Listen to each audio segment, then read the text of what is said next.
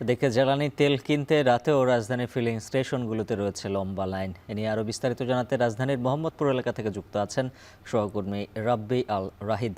রাহিদ, জানাবেন রাতে ফিলিং স্টেশনগুলোতে কেমন পরিস্থিতি দেখছেন, সরবরাহ রয়েছে কিনা, আর যারা নিচ্ছেন তারা তেল পাচ্ছেন কিনা?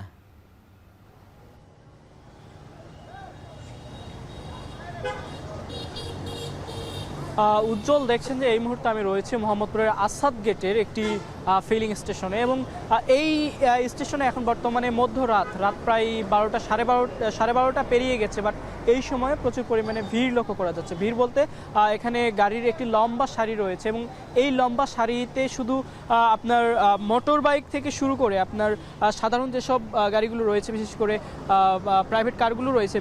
প্রাইভেট কারের পরিমাণটা এখানে বেশি এবং প্রাইভেট কারের পাশাপাশি যে মোটর বাইকগুলো রয়েছে সেগুলোর পরিমাণও বেশি। এবং আমরা কিছুক্ষণ আগে ফিলিং স্টেশনের যেসব এখানে কর্মচারীরা রয়েছে তাদের সঙ্গে আমরা কথা বলেছি যে সারাদিনই প্রায় আজকে সারাদিনই এখানে প্রচুর পরিমাণে গাড়ির একটি লম্বা সারি ছিল এবং তেল নিতে আসা গাড়ির সংখ্যাটা অনেক বেশি ছিল এবং তারা জানিয়েছেন যে এই গাড়িগুলোর পাশাপাশি মোটর বাইক যেটা রয়েছে সেই মোটর বাইকের পরিমাণটা অনেক বেশি ছিল এবং তেলের যে পরিমাণ, মানে বিশেষ করে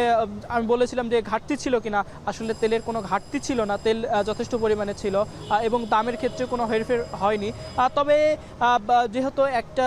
কথা, মধ্যপ্রাচ্যে যুদ্ধের কারণে যেহেতু একটি কথা মানে চলে আসছে যে তেলের সংকট দেখা দেবে, সে কারণে আসলে সাধারণ যেসব ক্রেতা রয়েছে তারা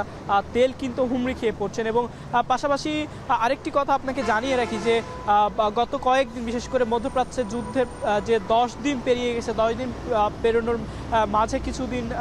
বাধাপ্রাপ্ত হয়েছিল জ্বালানি তেল আসার ক্ষেত্রে। তবে গত কয়েকদিন থেকে 2-3 দিন থেকে জ্বালানি তেল প্রায় আসা শুরু করেছে এবং আজকেও আমরা কিছুক্ষণ আগে যে খবরটি পেয়েছি যে চট্টগ্রাম বন্দরে অলরেডি সিঙ্গাপুর থেকে আসা একটি তেলের ট্যাঙ্কার নোঙর করেছে এবং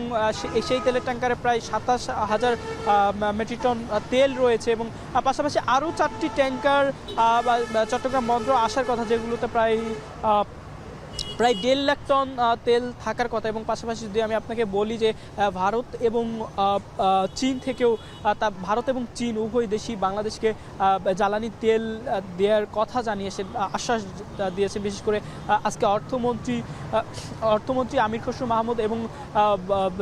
জ্বালানি মন্ত্রী যিনি রয়েছেন ইকবাল হাসান মাহমুদ চুকু রয়েছে, তার উভয়ের সঙ্গে বৈঠকে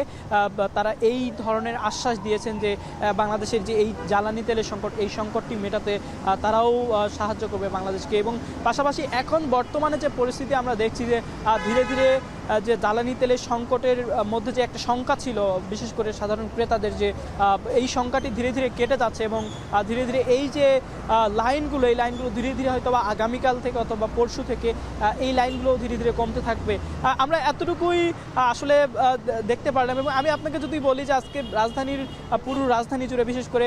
মোহাম্মদপুর আসাদ গেটে আমি যেখানে আছি এই জায়গা সহ এবং